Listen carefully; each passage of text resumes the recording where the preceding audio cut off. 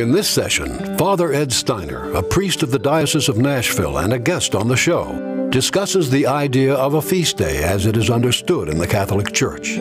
His remarks are especially directed to the Feast of Mary, the Mother of God, which is observed on January 1st of each year. We join Father Steiner, Deacon Walsh, and Dr. Richard Shriver as they discuss this issue. What I mean is these things that we're going to talk about were hammered out in the first 4 or 5 centuries. The debates in the early church were over the nature of Jesus Christ. And Richard, you put it well. You said, if this man is simply a man, how can it be said that he saved us?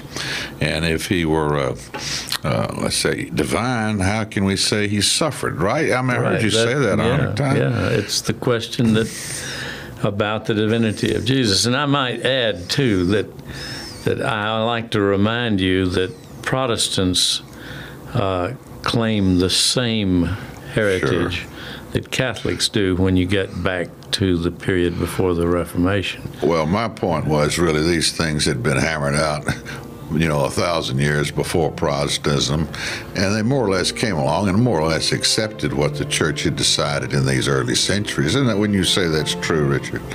They had other issues, but these they just kind of accepted. The things that you're talking about that were worked out in the early church, Protestants generally accept in the same way that Catholics do, though we don't know we do.